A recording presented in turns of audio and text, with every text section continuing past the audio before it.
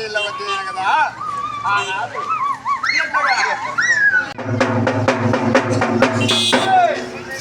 బాణము కోరినారు వచ్చారు కదా చెమట పట్టెళ్ళు కోరినారు ఆ యొక్క పుట్టింటి ఆడబిడ్డలతో మొత్తం పసుపు కుంకుమ పావితేన కదా వాళ్ళు కోరుతా ఉండారు ముచ్చాల కలిసాలు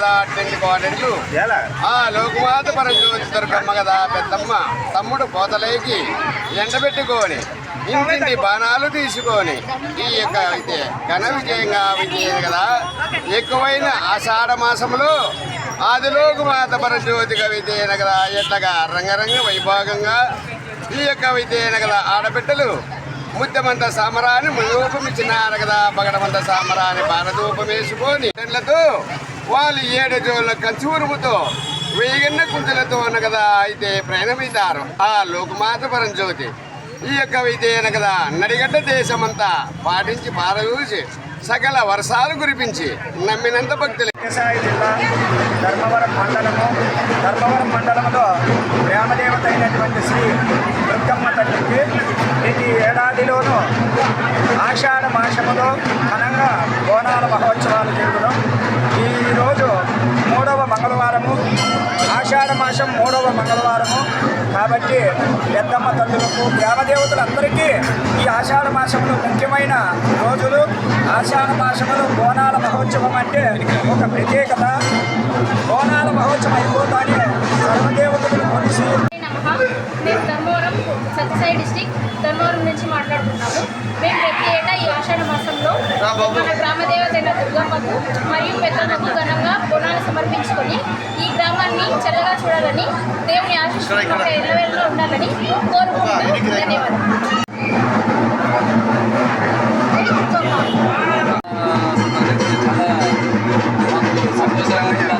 చాలా బాగుంది.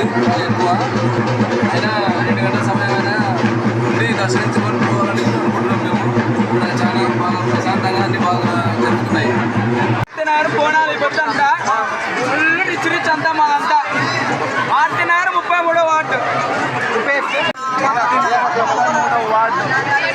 దుర్గమ్మ స్వామి బోనాలు ప్రతి ఇంటికి గురువులతో ప్రతి ఇంటికి కలిసి అందరూ కలిసికట్టుగా పోలీస్ స్టేషన్ దగ్గర నుంచి దుర్గమ్మ తల్లి ధర్మవరం దుర్గమ్మ తల్లి. ఎంతమంది వచ్చింటారు? ఎంతమంది వచ్చింటారు? ఒక 200 మంది ప్రతి ఇంటిలో ప్రతి చిన్న ఈ రోజు ఎంతమంది కలిసింటారు దుర్గమ్మ గుడికి? అందరూ దుర్గమ్మ స్వామి ఎంతమంది కలిసింటారు భక్తులు? 200 మంది.